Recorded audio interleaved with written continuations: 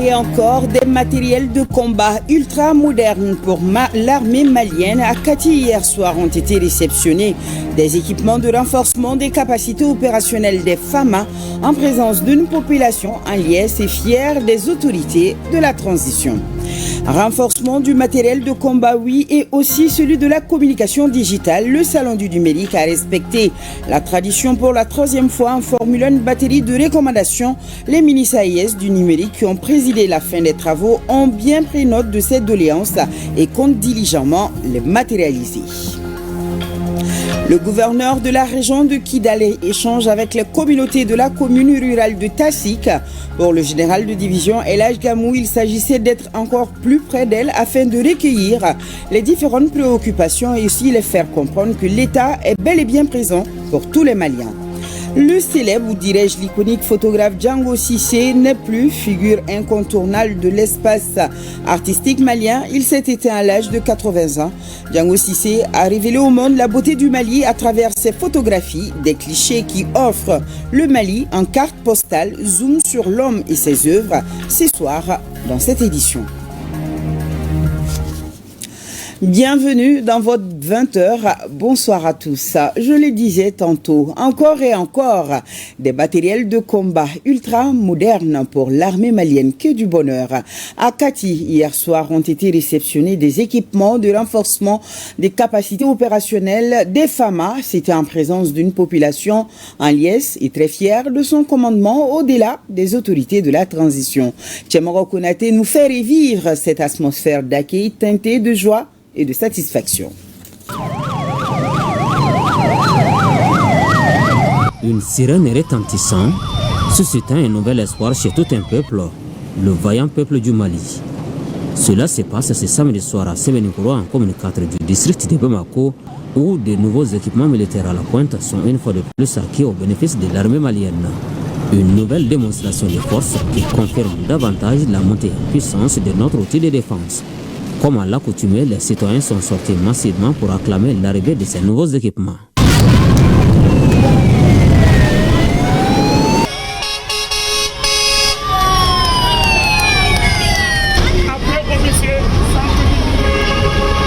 Vraiment, sur la sous-amou, il faut danker pour lui. Vraiment, c'est à la gagne de demain. Jamana wara tambolo jamana ngo, mais dogo ala ka jamana korota. Asima aga chesri al sambako. Ambako fo na yɛrɛ ko domina ka sɛgɛnna. Ni ye sɛbɛ di. Yan halaladi ni ngoni anteni bila ka taa fan si fɛ an bɛɛ jamana in de kɔnɔ yan an ka taa dɛ an b'aw kɔ les 5 général wala an b'aw kɔ fo saya n'i y'a fari sogo tigɛ bi version rouge de bɛ yen un peuple invite une fois jamana ko de don mɔgɔ ko tɛ. Vraiment alimamu ka puissance kɛwale de don ba bulogu tɛ dɛ an yɛrɛ ɲɔgɔn ɲɔna bi tiɲɛ la maliyɛn bɛɛ lajɛlen se wa anw bɛ dugawu kɛ hali ala ka Mali ala ka ta di an ka sɔrɔsi ninnu ma. Ces nouveaux équipements sont à l'actif des autorités de la transition qui ont enclenché depuis 5 ans un processus de refondation de l'armée malienne. Un processus qui prend également en compte les volets recrutement massif et formation des hommes. Ma fɔ Asimi cɛbakɔrɔba tɛna jamu sɔrɔ ni ma kora kɔnɔ kɛ nin fana nin ye sɛbɛ dɔ ye bɛɛ ɲɛ b'a la an jɔlen don n'a bɛɛ ye jamanako la parce que ni sɛbɛ bɛ mɔgɔ min kɔnɔ i b'a ye donc an bɛ mun fɔ jamana ɲɛmɔgɔ ye an ka taa fɛ an b'a kɔ. Nous sommes très heureux de venir vraiment voir que notre pays, une fois encore, est en train de s'équiper sur le plan militaire. Vous savez, aujourd'hui, dans ce monde, il est avéré qu'il faut vraiment se préparer. À Kati, destination finale de ces matériels de combat, les citoyens à l'accueil sont plongés dans une âpre ferveur se passant de tout commentaire. Nous saluons le président de la transition, le général d'armée Assimi Goïta, chef de l'État et chef souverain des armées, pour avoir tenu ses engagements. Il a dit lors de la célébration du 20 janvier, lors de son discours à la nation, qu'il va continuer à renforcer et à équiper les forces armées maliennes. Voilà le témoignage. Je suis très content, vraiment, et je salue le président, je salue le gouvernement. Nous sommes tous contents et fiers d'être là aujourd'hui pour accueillir nos militaires, nos bras militaires avec les matériels. Là, ces équipements-là sont en train de venir. Ce n'est pas pour faire la guerre, mais c'est pour nous protéger. Protéger notre sous-sol, protéger notre propre personne. C'est ça l'objectif de ces équipements-là. On veut la paix, on veut la souveraineté. Nos autorités de la transition, vraiment, on dit vive aux autorités de la transition, on les soutient à 100%.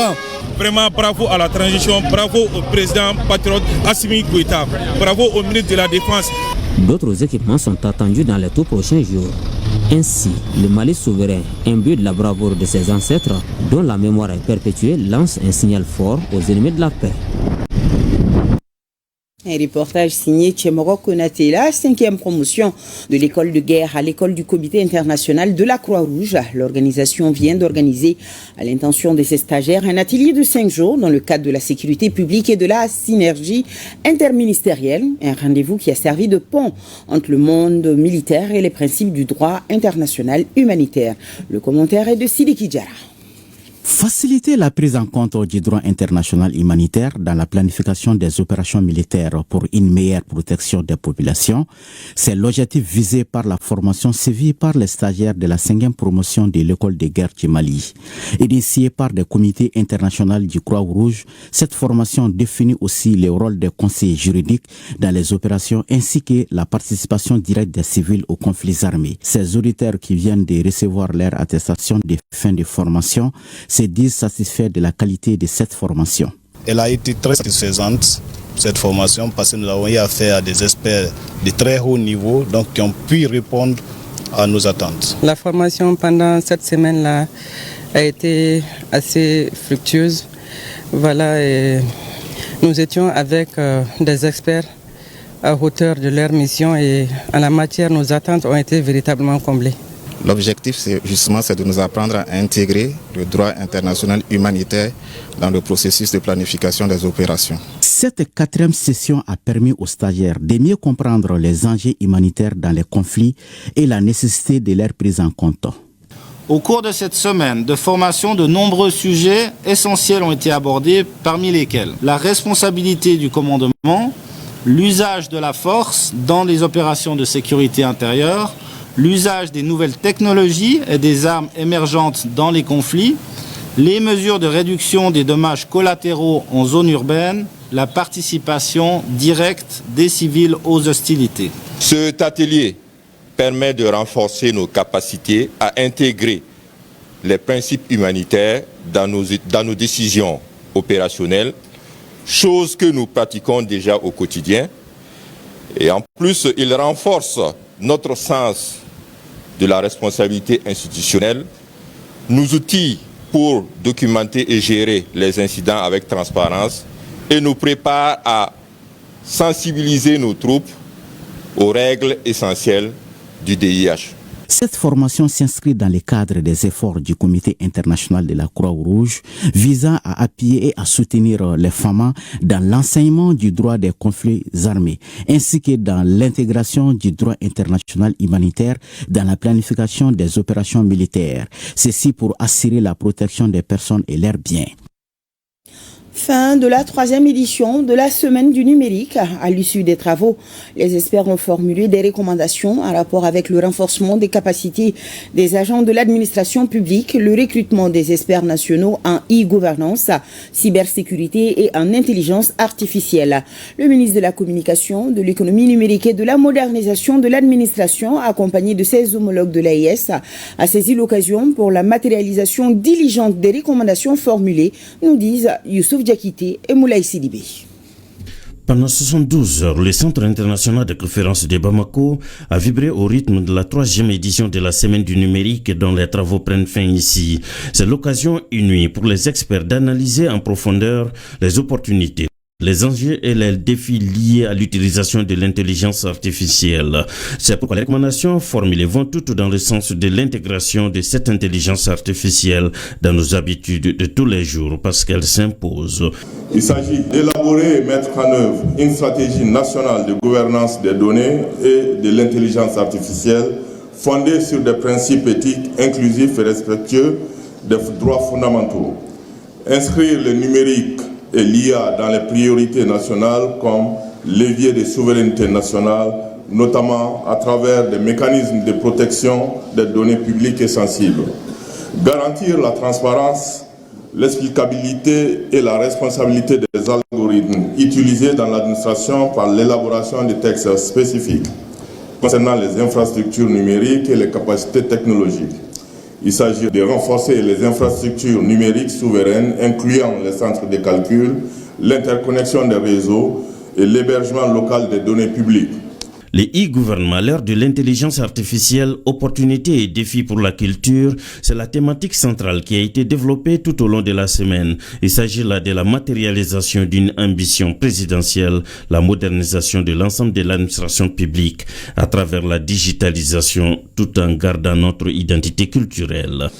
Le e-gouvernement, à l'ère de l'intelligence artificielle, ne relève ni de la mode ni de la curiosité technologique. Il s'inscrit au cœur d'un projet d'État ambitieux, que tout le monde en parle, la digitalisation intégrale de notre administration publique pour la rendre moderne, intègre et efficiente.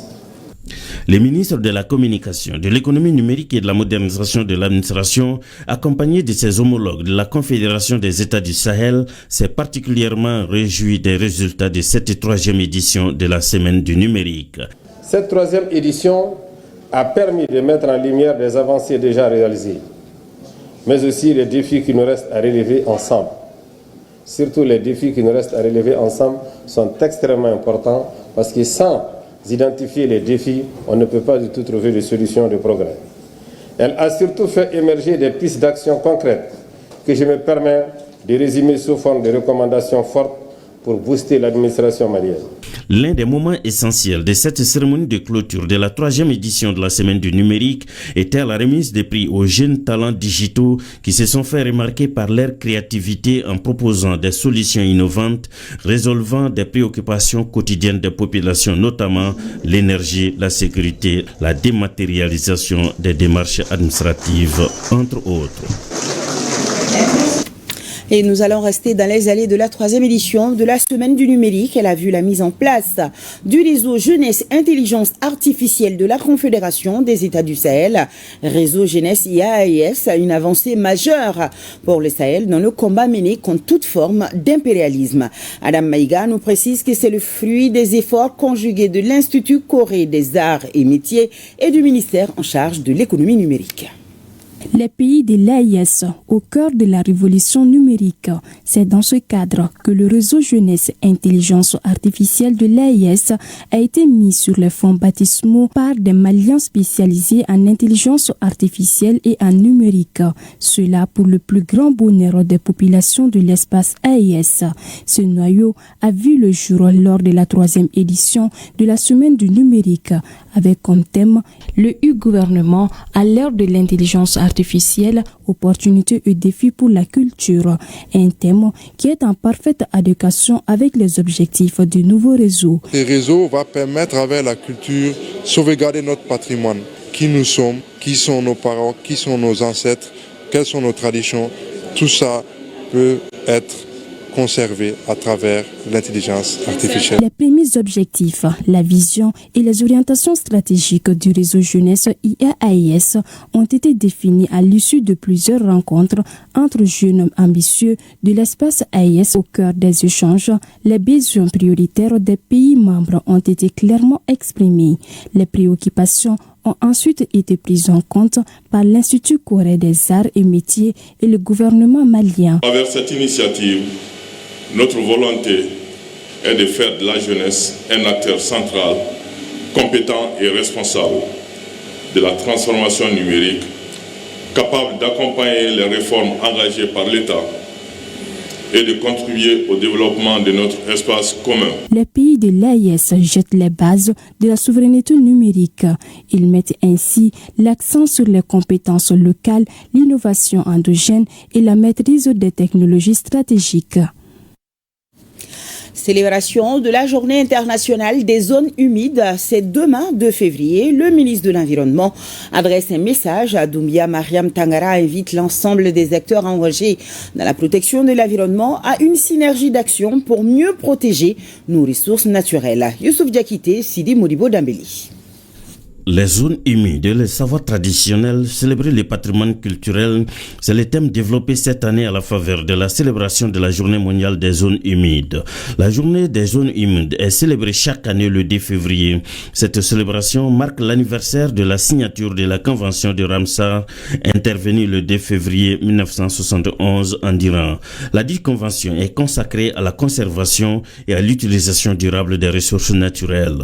Il faut le rappeler, le Mali a ratifié la Convention de Ramsar le 25 mai 1987 et s'est doté en 2003 d'une politique nationale des zones humides, matérialisant ainsi ses engagements internationaux.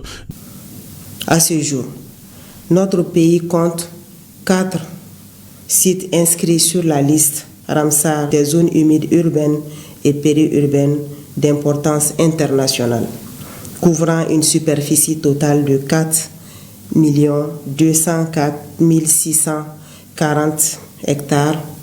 Il s'agit du delta intérieur du Niger, du lac Magui, du lac Ouénia et de la plaine inondable du Sourou. Cette politique vise à orienter l'action gouvernementale et communautaire en faveur de la conservation, de la gestion durable des ressources naturelles et de la préservation de la biodiversité des zones humides. Les gouvernements, les organisations de la société civile et les citoyens célèbrent cette journée pour sensibiliser le grand public à la valeur des zones humides. Le thème choisi pour 2026 met en exergue le rôle capital des savoirs traditionnels des communautés locales dans la protection et la gestion durable des écosystèmes des zones humides. Il s'agit notamment des pratiques ancestrales de pêche, de gestion de l'eau, d'agriculture et de protection des forêts. Des connaissances locales et relatives au cycle naturel, à la biodiversité et au climat. Il faut le préciser, la célébration de la Journée mondiale des zones humides est une opportunité de mobilisation citoyenne autour des zones humides urbaines et périurbaines, de leur contribution à la santé publique. À cet égard, les actions du gouvernement visent notamment à améliorer la gestion des conflits d'usage dans les zones humides, préserver les écosystèmes forestiers et aquatiques, protéger les réseaux hydrographiques et restaurer les terres dégradées. C'est pourquoi le Mali entend poursuivre et renforcer ses efforts de conservation et de gestion durable des zones humides pour le bien-être des communautés et le soutien à l'économie nationale. La préservation de cet équilibre naturel, précise le ministre, est l'un des fondements essentiels de la survie de l'humanité et du bien-être des générations présentes et futures. Et dans ce communiqué de presse, le président du Conseil économique, social, environnemental et culturel informe les conseillers de la République, les membres associés et les invite que la cérémonie d'ouverture des travaux de la 9e session ordinaire de la 6e mandature est prévue pour le lundi 2 février 2026 au siège de l'institution sise à Koulouba en présence de monsieur le Premier ministre, chef du gouvernement, le général des divisions Abdoulaye Maïga. Le thème de la session porte sur culture et éducation au Mali, 2 socles, mais aussi 2 défis pour un développement économique et social harmonieux. Mise en place terminée 9h30. Le président du Conseil économique et social et culturel, M. Yacouba Katile, s'est compté sur la présence de l'ensemble des conseillers de la République, des membres associés et des invités. La séance du Conseil économique, les séances plutôt du Conseil économique, social, environnemental et culturelles sont publiques. 16e assemblée consulaire au titre de l'année 2026 du Conseil malien des chargeurs.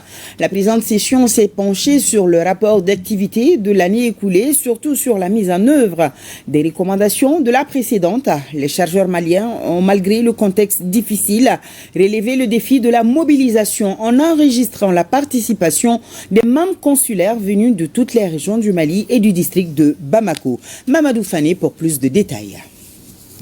Moment de concertation et d'orientation sur les activités à mener, la 16e Assemblée consulaire du Conseil malien des chargeurs se tient dans un contexte particulier. Avec la crise du carburant, le Conseil malien des chargeurs est fortement sollicité pour l'approvisionnement du pays en carburant, mais aussi d'autres biens de consommation. Cette rencontre statutaire est donc l'occasion de parler de l'avenir de la profession du chargeur. Nous avons beaucoup de projets que nous avons pu réaliser malgré les difficultés. C'est entre 80 et 90%. Nous allons anticiper sur les recommandations de 2026 afin de mieux satisfaire les chargeurs. Nous allons redoubler d'efforts pour répondre aux attentes des autorités.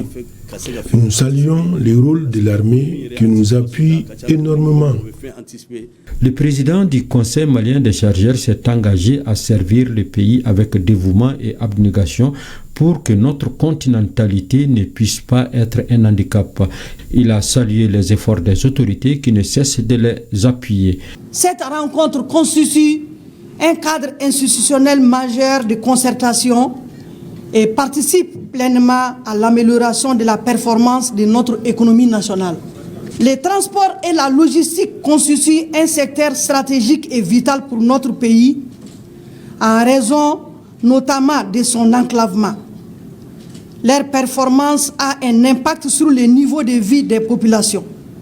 Ces secteurs participent également à la compétitivité de nos entreprises, à la pérennité de nos unités industrielles, ainsi qu'à la mobilisation des ressources de l'État. Cette 16e assemblée consulaire du CMC se penchera sur le bilan des activités de 2025, le programme de travail et le budget 2026, afin de permettre aux chargeurs de mieux répondre aux attentes des Maliens.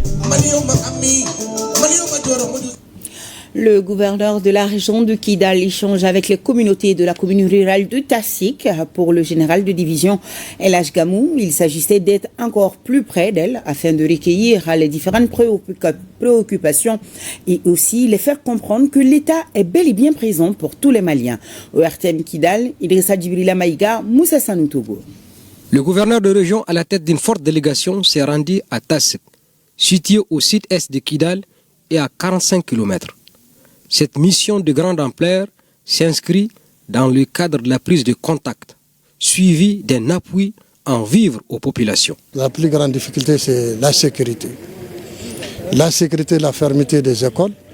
Donc nous signalons ici à Tassik que vraiment il y a une nécessité de sécuriser le chef-lieu des cercles de Takalout et de la commune de Tassik. Nous sommes venus aussi les apporter un petit appui et que vous voyez au nom de son Excellence le président de la transition, général d'armée Assimi Goïta. Nous avons aussi demandé à la population de tout faire pour être ensemble, pour soutenir les forces armées de sécurité. Inviter nos communautés nomades à envisager de changer les modes de vie. Aujourd'hui, le contexte actuel ne favorise pas une meilleure vie des nomades. Pour leur propre sécurité et l'avenir de leurs enfants, de se diriger vers les villes sécurisées par nos femmes. Durant les échanges avec les populations, les autorités militaires et administratives rassurent. Nous sommes dans notre rôle régalien de protection des populations des biens, mais surtout aussi rassurer les populations. C'est ce que nous amènons ce matin à une cinquantaine de kilomètres de Kidal pour rassurer les populations et la protéger également. Ce déplacement témoigne de l'intérêt, n'est-ce pas, que le Mali accorde à tous les Maliens. Partout où ils se trouvent sur le territoire malien, et nous allons fouler chaque centimètre carré de ce territoire-là, que nous ne l'avons pas laissé. Pas surprenant. Moi, en tout cas, depuis que je suis là en tant que préfet au niveau de cercle de Takalout, le général ne cesse de nous surprendre par ses gestes, par son attachement à son pays, son esprit patriotique. Il est à noter que ce genre de mission apaise la population et apporte calme et sérénité. Partons à Tombouctou pour mieux comprendre la transmission du savoir aux enfants. Elle se fait sur 2 tableaux dans les vestibules avec les instructeurs coraniques et aussi à l'école moderne. Entre récitation du Coran en arabe et livres de contes en français, des milliers d'enfants grandissent au rythme d'une double éducation qui façonne à la fois l'esprit, les valeurs et l'avenir. Dans la cité des 333 saints, Najim Baba Sissé nous fait comprendre que l'école coranique ne s'oppose pas à l'enseignement classique. Elle le complète d'ailleurs et offre une longueur d'avance dans l'assimilation des leçons à travers une méthodologie bien formatée. En un mot, l'un ne gâche pas l'autre, bien au contraire, le solidifie. Suivons ensemble. À Tombouctou, presque chaque quartier abrite une école coranique. Ces établissements profondément enracinés dans la culture locale accueillent les enfants dès leur jeune âge. Il est d'ailleurs rare de rencontrer un habitant de la cité des 333 saints qui n'est pas à un moment de sa vie fréquenté une école coranique. Auparavant, tous les élèves passaient d'abord à l'école coranique pour apprendre à lire et à écrire le Coran, et certains mémorisent même le Coran. Ceci a été un facteur très important dans la mémorisation des leçons, parce qu'ici ils doivent aller à l'école classique, apprendre des leçons. On a compris avec les anciens que l'apprentissage du Coran, ça ouvre l'esprit des enfants. Ça les prête vraiment au bishing. Donc ils peuvent vraiment apprendre les leçons ordinaires. Cette double scolarité est aujourd'hui une réalité largement répandue dans la ville. Au centre Mohamed Fondogoumou, situé dans le quartier Abaradjou, les enfants inscrits à l'école coranique sont également élèves dans le système scolaire classique. Je suis au lycée Mohamed Alassane Haïdara de Tombouctou, en classe 11e lettre. Ça m'aide, oui, parce qu'on fait arabe là-bas et aussi on fait ici aussi, ça fait comme la même chose. Ces écoles coraniques assurent la formation aussi bien des filles que des garçons. Les enfants y apprennent la lecture, l'écriture et surtout la mémorisation du Saint-Coran sous la supervision des maîtres reconnus par la communauté. Ces enfants que vous voyez sont tous à l'école coranique. À partir de 7 heures, je les libère pour qu'ils aillent à l'école. Je salue leurs parents respectifs qui veillent sur eux chaque jour en les envoyant tôt le matin. Avec la fraîcheur, certains prennent du retard pour venir. Cela joue sur leur cours du jour. En revanche, le samedi et le dimanche, ils sont permanents. À quelques distances de là, une autre école coranique accueille plusieurs centaines d'élèves. Son responsable, Oumar Faradji, est lui-même issu de ce système d'enseignement qu'il a choisi de perpétuer en faisant sa profession. L'enfant a une mémoire vierge. Tout ce qu'on lui apprend, il le mémorise. Le fait d'apprendre le Coran et l'école classique, c'est très avantageux.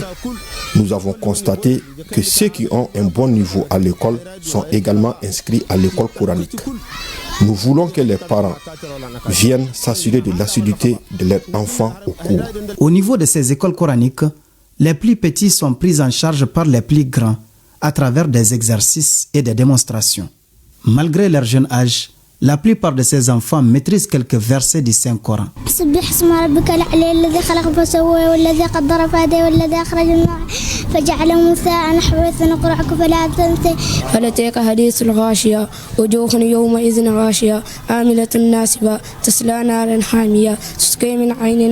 Les acteurs du système éducatif reconnaissent que les élèves qui combinent école coranique et école classique présentent de nombreux avantages. Presque tous les enfants qui viennent des écoles coraniques comprennent facilement tout ce qu'on leur dit ici à l'école publique, plus que les autres élèves. Bon, je ne sais pas quel est le secret, mais je sais quand même qu'il y a un avantage, il y a un grand avantage qu'on doit exploiter. Ce n'est pas pour seulement ceux qui fréquentent, mais moi j'aimerais que ça se propage, que ça soit tous les enfants. Il n'y a pas beaucoup de difficultés par rapport que déjà ils ont déjà fréquenté l'école coranique et encore de l'école classique. Mais ça facilite beaucoup la compréhension et encore la mémorisation aussi. On suppose que les enfants aussi, ça leur donne à faciliter à mémoriser les leçons aussi. Souvent, il y a des gens qui viennent en retard. La famille et le tuteur de l'élève et le maître coranique, ils se comprennent là-dessus d'abord. L'enfant vient à 6 heures, à 7 heures, vous le libérez. C'est comme ça, il pourra venir manger, se préparer pour l'école classique. Et d'autres cas, ces maîtres coraniques-là, la notion de temps de manque échappe souvent. Ils peuvent garder l'enfant au-delà de 7 heures. Donc ça peut amener des fois que l'enfant lui accuse un retard. À Tombouctou, loin d'être une opposition, l'école coranique et l'école classique semblent ainsi se compléter. Une cohabitation éducative qui contribue à présenter l'identité culturelle tout en préparant les jeunes générations aux défis du monde moderne. Merci Nazim Baba Sissé. La mort a encore frappé en nous arrachant l'un de nos grands ambassadeurs à l'international. Il s'agit bien du célèbre, ou dirais-je l'iconique photographe Django Cissé, figure incontournable de l'espace artistique malien. Il s'est éteint à l'âge de 80 ans. Django Cissé a révélé au monde la beauté du Mali à travers ses photographies, des clichés qui offrent le Mali en carte postale. Zoom sur l'homme et ses œuvres ce soir dans cette édition. Un dossier signé chez Koumar Sangaré, Apollinaire Daou.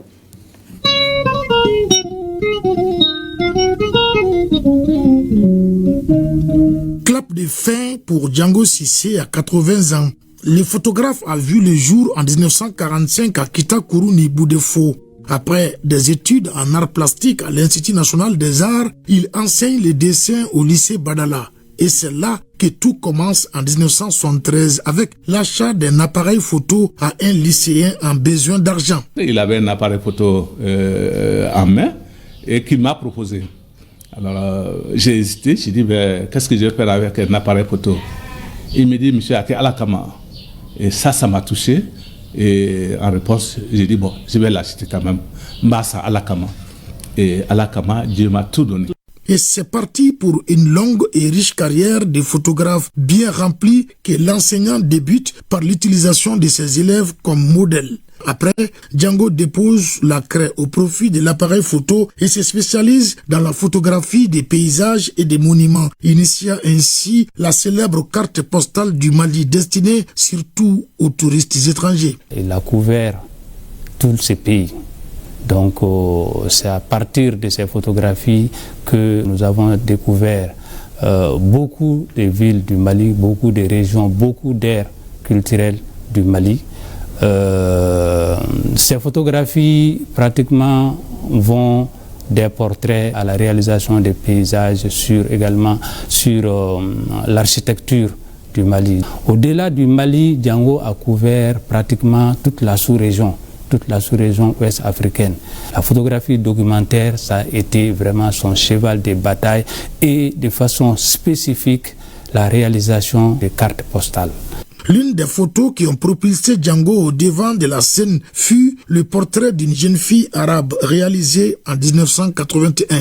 Django Cissé, c'est 53 ans de carrière pour un patrimoine estimé à près de 15 000 photographies. Ces clichés sont tantôt stupéfiants, à l'image de cette jeune fille qui pose sur le dos d'un crocodile au Burkina Faso, tantôt séduisant comme cet autre portrait d'une jeune fille peule du Mali photographiée à la volée lors d'un mariage et qui serait tirée à plus de 12 000 exemplaires. Présentement, nous disposons de plus de 8000 photographies de Django Cissé que nous sommes en train de préserver, d'identifier et de classer comme élément de son patrimoine. Donc, nous pensons que ce travail de préservation pourra bien sûr continuer avec sa famille. Justement, la relève semble assurée car la photo et la famille Cissé sont intimement liées. Je suis né dans la photo, grandi dans la photo. Mes écoles ont été payées par l'agent de la photo. Donc je me suis retrouvé dans la photo, c'est comme une religion chez nous. Même ces petits-enfants font la photo maintenant. Dieu merci. De son vivant, Django Cissé a été un véritable ambassadeur itinérant qui a fait connaître la beauté du Mali. Au dur du critique d'art et ancien galériste Chab Touré, cité par un journal, je cite, Django Cissé a effectivement exercé son métier en s'intéressant uniquement à saisir et à vendre les images de la photogénie du Mali. Et pourtant, à y regarder de près, son œuvre a incontestablement et inconsciemment une intention artistique très forte. Fin des citations.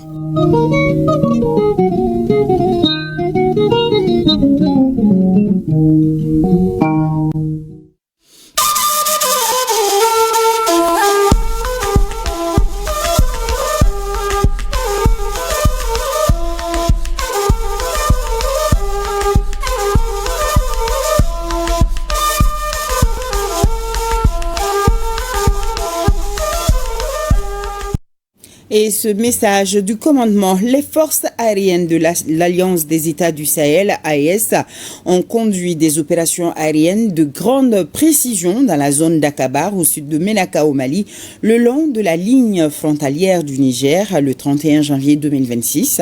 Ces opérations ont permis de neutraliser plusieurs terroristes de l'IGS. Une première frappe ciblée a neutralisé une vingtaine de terroristes à moto et détruit 2 tricycles transportant leurs moyens logistiques. Par la suite, d'autres groupes ont été repérés et neutralisés, ainsi que les moyens logistiques qui les accompagnaient.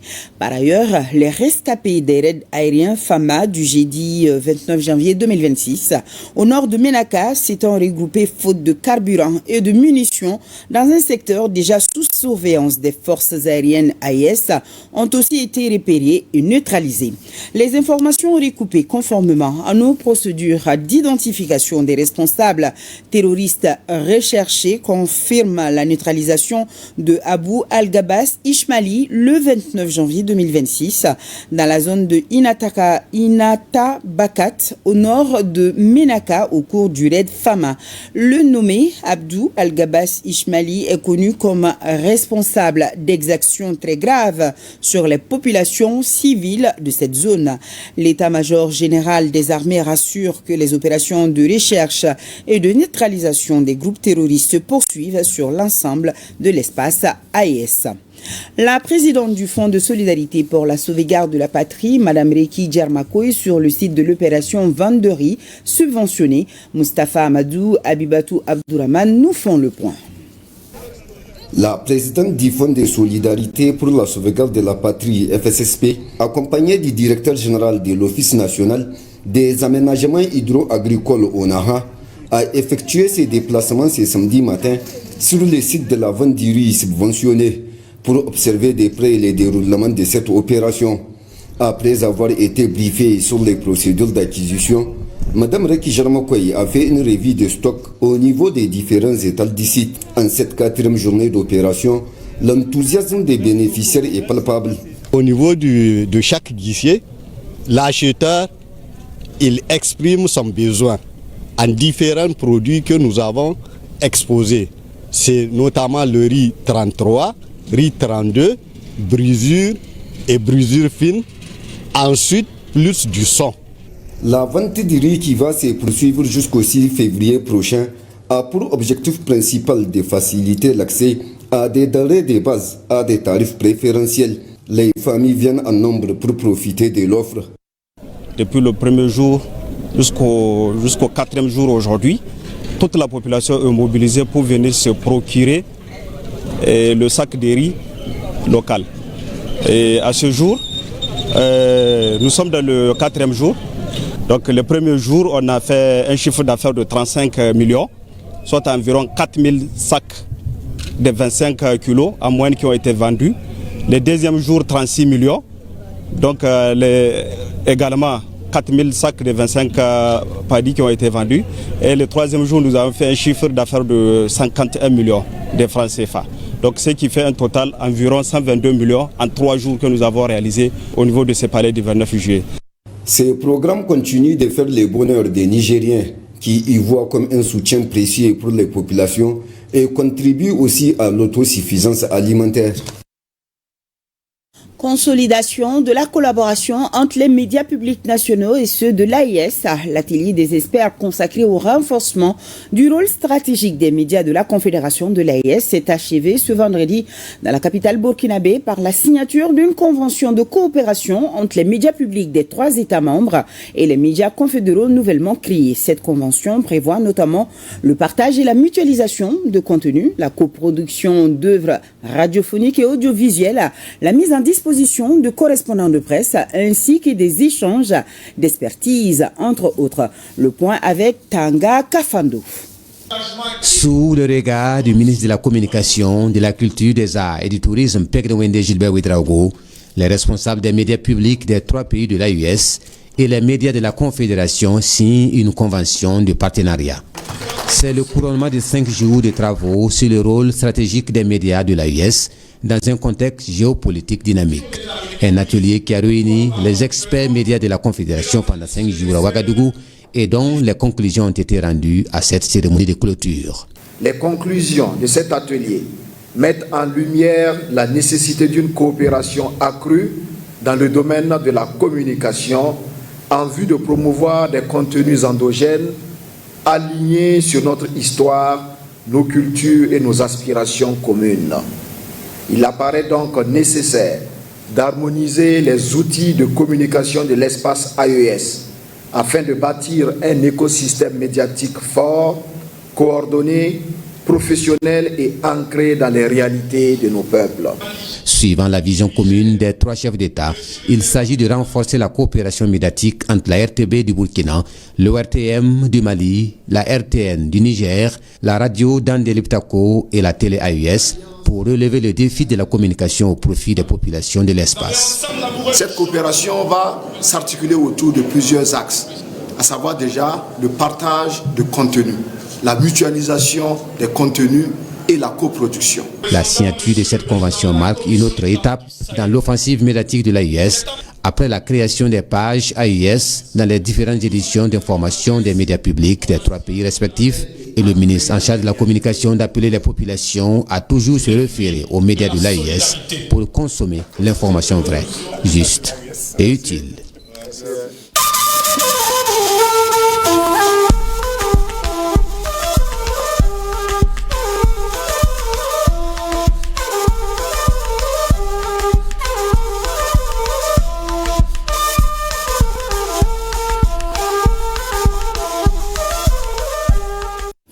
« 27 millions de francs CFA auxquels s'ajoutent d'importantes promesses de dons. C'est ce que l'on retient du gala des charités de la Fondation SAR à la faveur d'une soirée de bienfaisance organisée en Téléthon diffusée sur ORTM1. Aliou Abdoulaye Touré était sur place. Une nuit de solidarité au service des enfants atteints de malformations faciales, tel est le contexte de ce dîner gala. À cette occasion, le président de la Fondation SAR a dans son intervention souligné l'importance de la mobilisation des fonds. Nous ne pouvons détourner notre regard de la souffrance physique et psychologique des gens qui sont une partie de la société et dont une part de nous-mêmes et de notre commun. Une simple opération chirurgicale pourrait changer le cours de leur vie. Ce soir, ensemble, nous avons le devoir de transformer leurs rêves en réalité. Mais je vais dire ensemble, nous avons le pouvoir de le faire. Ce soir, nous n'avons pas le droit de détourner notre regard. Nous sommes devant une urgence humanitaire. Le représentant du ministère de la Santé et du Développement social a félicité la Fondation SAR pour cette initiative louable qui vient renforcer les efforts de l'État dans la prise en charge médicale des enfants souffrant de malformations faciales. Cette soirée a pour objectif de mobiliser le maximum de fonds pour assurer la prise en charge d'une centaine d'enfants atteints de malformations faciales. Cette action s'inscrit dans le cadre de la politique sectorielle, de la politique de solidarité et de la lutte contre l'exclusion, tant prônée par les plus hautes autorités de notre pays. La nuit a été marquée par des remises d'enveloppes et de chèques d'une valeur de 27 millions de francs CFA, traduisant l'adhésion des donataires à cette noble cause. Des prestations artistiques ont également agrémenté la soirée, apportant une touche culturelle et festive à cet événement caritatif.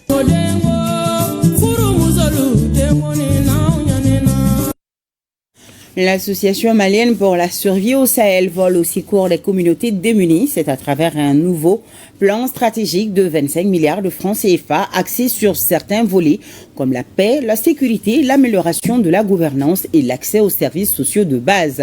Tchemro Kounate nous en parle. C'est un nouveau plan quinquennal ambitieux au secours des communautés vulnérables sur l'ensemble du territoire national. Une initiative de l'Association malienne pour la survie au Sahel qui s'inspire des difficultés que vivent les populations des zones d'intervention. Il s'agit de mener une série d'activités à impact rapide qui s'articulent autour de 5 axes stratégiques. Le premier axe est protection, paix, gouvernance. Le second axe, c'est tout ce qui est en lien avec la résilience climatique. Ensuite, le troisième, c'est tout ce qui est accès aux services sociaux de base. Le quatrième, innovation, plaidoyer auprès des partenaires. Et le cinquième, durabilité, mais aussi investissement dans le capital humain. La réalisation de ces plans annoncés nécessite la mobilisation d'une bagatelle estimée à 25 milliards de francs CFA. Cet atelier qui réunit les acteurs de mise en œuvre, le gouvernement et les partenaires, se veut un cadre de plaidoyer et de vulgarisation. Nous allons partager en détail la vision, les missions, les objectifs, les axes, mais aussi la stratégie de mise en œuvre du plan. Les échanges vont porter sur cette présentation et là les partenaires auront l'occasion de poser des questions de compréhension mais aussi des éléments pour nous aider à mieux peaufiner la mise en œuvre de ce plan. J'ai noté avec satisfaction l'alignement parfait de vos 5 axes stratégiques avec les priorités du département de la santé et du développement social et de la politique nationale de santé et de développement social, qu'il s'agisse de la sécurité humaine, de la résilience climatique ou de l'accès aux services sociaux de base. L'AMS démontre encore une fois de plus sa capacité à être une force de proposition et d'action et en parfaite synergie avec l'État. Illustration de l'intérêt que les autorités accordent à ces plans quinquennals dont la mise en œuvre va rallonger la liste des réalisations faites au Mali par l'Association malienne pour la survie au Sahel. Et un mot de cette nuit de prière et de bénédiction organisée par le Haut Conseil islamique du Mali. Les prêcheurs ont mis l'accent sur l'union sacrée et le pardon pour une paix durable dans notre pays. Reportage Kassim Diallo, Sidiki Koulibaly. La nuit de bénédiction est une initiative du Haut Conseil islamique du Mali à travers les Zawiya Tijaniya en Nour de Mohamed Makiba, 16e édition. Les leaders religieux du Mali saisissent cette opportunité pour inviter les Maliens à la tolérance musulmane, au pardon et au patriotisme. Nous avons organisé cette nuit de prière et de bénédiction pour que la paix revienne dans notre pays. Je pense que cela doit être la préoccupation de tous les patriotes. Nous prions Dieu pour la paix au Mali, en Afrique et partout au monde. C'est d'appeler tout un chacun à garder sa sérénité pour le Mali, car le Mali a besoin de ça. Donc chacun n'a qu'à être positif en lui-même, en soi-même, ne pas être négatif pour sa nation. La nuit de bénédiction pour la paix et la stabilité au Mali, l'édition 2026 est parrainée par le président du Haut Conseil islamique de la Côte d'Ivoire. Le ministre des Affaires religieuses, du culte et des coutumes salue cette collaboration religieuse qui renforce les liens de fraternité entre le Mali et la Côte d'Ivoire. Nous portons un message de paix et de cohésion sociale, parce que c'est avec la paix que nous pouvons développer notre pays, qui est le Mali. Le message de paix aujourd'hui au Mali, c'est le message de l'unité, de l'entraide, le message de la solidarité, le message de la convivialité, le message de faire sentir à l'autre qu'on est ensemble. Le développement du Mali passe nécessairement par une paix durable, la cohésion et l'engagement de tous, affirment les organisateurs. L'artiste de renommée internationale, notre compatriote Mariam Bagayogo, présente son prestigieux trophée reçu en novembre dernier à Londres, en Angleterre, à certaines institutions et organisations du pays. Elle était au bureau exécutif du réseau des communicateurs traditionnels du Mali, Recotrad. La visite a été un réel moment de communion, de partage et surtout d'encouragement et de conseil à l'endroit de la nouvelle génération. Mariam Koulibaly était sur place pour le RTM.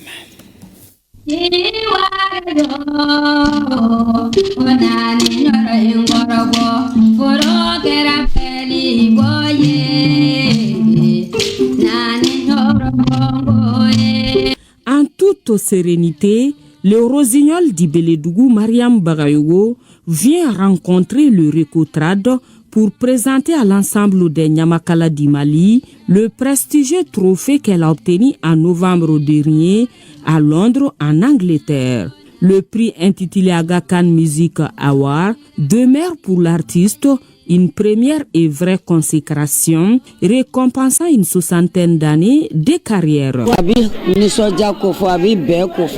C'est dans un esprit de joie et d'unité que je viens présenter au Recotrad le trophée que j'ai reçu à Londres. Le geste est une reconnaissance envers l'organisation.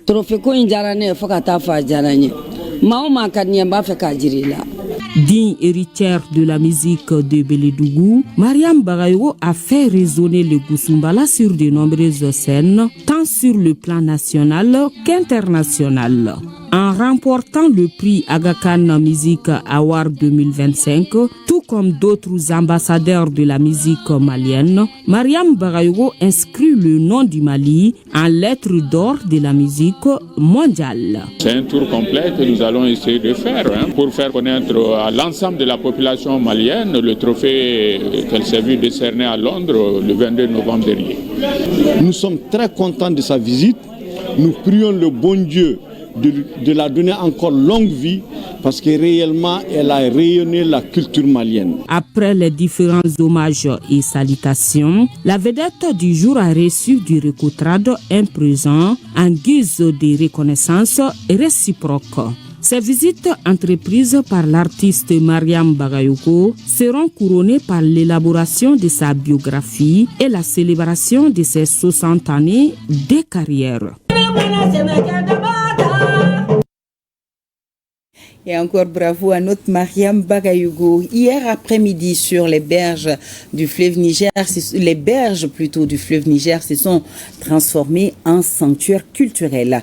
Au rythme des tam-tams et des chants ancestraux, le festival Ogobanya a célébré l'un des trésors majeurs du patrimoine dogon, les masques. Objets sacrés, chargés d'histoire, de symboles et de spiritualité, les danseurs masqués de Sanga ont offert au public un spectacle à la fois mystique, identitaire et profondément enraciné dans la tradition du pays dogon. Bokari Koulibaly et Mamadou Sidibé ont suivi la sortie des masques pour nous. Regardons. Sous les dernières lueurs du soleil couchant, les berges du fleuve Niger deviennent un véritable théâtre culturel. Le public, nombreux, se mêle à l'univers mystique et sacré du pays dogon. Au rythme des tam-tams, porté par des chants ancestraux chargés de symboles, le festival Ogobanya capte l'attention dès l'entrée. Ce samedi soir, le fleuve Niger vibre au pas des danses rituelles, des hommes et de l'expression vivante de l'un des piliers majeurs de la culture dogon, les masques. Dans la cosmogonie dogon, la tradition rapporte que la femme serait à l'origine de la découverte des masques. Multiples et impressionnants, les masques incarnent à la fois les animaux sauvages, les forces de la nature, les ancêtres et l'organisation sociale dogon. La femme, elle est à l'origine de la découverte. C'est elle qui a trouvé le masque avec les esprits de Proust qu'on appelle les Andoumolo.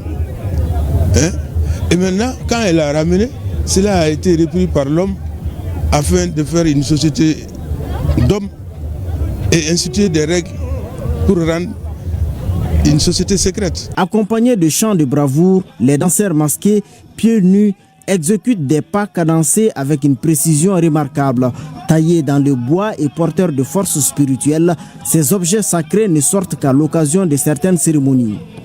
En milieu dogon, ces masques ne sortent que pour les fins de deuil, parce que la mort a intervenu dans la société dogon à cause de la profanation du masque aux plus anciens. Ces différentes cérémonies constituent des faits pour accompagner nos défunts afin qu'ils puissent regagner le monde des morts en les accompagnant dans la joie, dans la gaieté. C'est cette cérémonie finale qui facilite la réincarnation des défunts au sein des familles.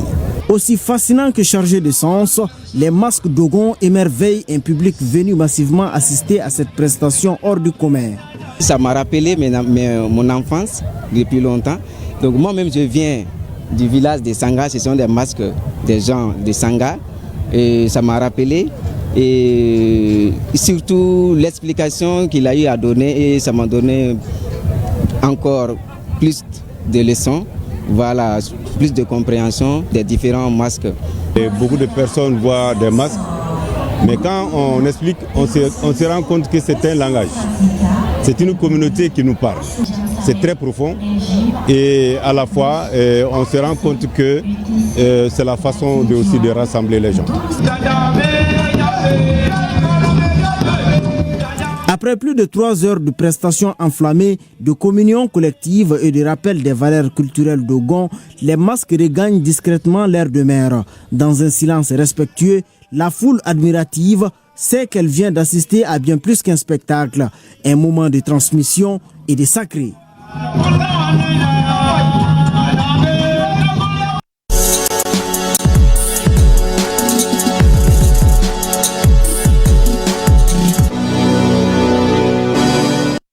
Et nous allons enchaîner avec l'actualité sportive. Bonsoir Abdul Karim Kaba. Bonsoir Nia Letraoré, bonsoir à tout le monde. Je vous souhaite la bienvenue sur ce plateau. Merci nous allons bien. commencer avec l'actualité sportive sur le continent qui reste dominée par la 4e journée des compétitions africaines des clubs.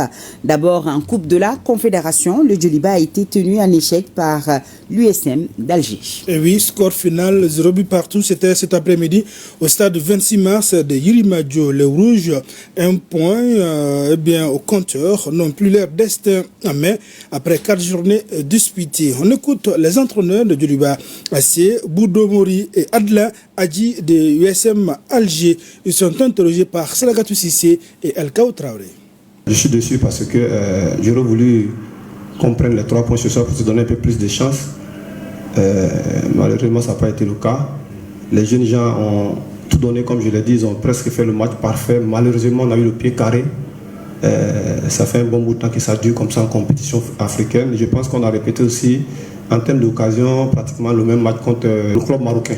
On s'est créé énormément d'occasions, on n'a pas pu scorer.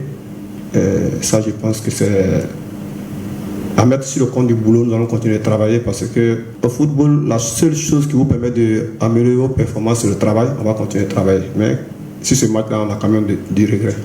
Le résultat est positif pour nous. Et il ne faut pas oublier qu'on a passé des moments très difficiles par rapport au voyage. On a perdu nos affaires, on les a récupérées pratiquement le jour du match. Ça a un peu perturbé le groupe. Mais heureusement qu'il y a des gens au niveau du club qui ont relevé le défi et mettre tous les atouts pour être prêts pour le match. Maintenant, on s'attendait à une réaction de la part des joueurs de Djoliba. Ils voulaient peut-être commencer par une victoire pour la phase retour. Nous, on est venus pour un résultat positif. Je pense que comme ça, on peut dire qu'on est qualifié pour le prochain tour. Voilà, c'est ce qu'on pouvait comprendre de cette sortie du Djoliba. Nous allons parler de taekwondo. Abdul Karim Kaba, focus à présent sur le parcours de Si Aminata Makou Traoré, la désormais présidente de la Fédération malienne de taekwondo. Championne d'Afrique, ancienne athlète de haut niveau et dirigeante sportive à Guigui, Si Aminata Makou Traoré vient d'entrer dans l'histoire du sport malien en prenant les rênes de la Fédération malienne de taekwondo. De ses premiers exploits sur les tatamis africains et mondiaux à son engagement constant pour la promotion du sport, de la jeunesse et du leadership féminin, son parcours force l'admiration. Une trajectoire faite de médailles, de formations, de responsabilités et d'actions concrètes au service du développement du sport national. Les détails, c'est avec Famourou Djourti.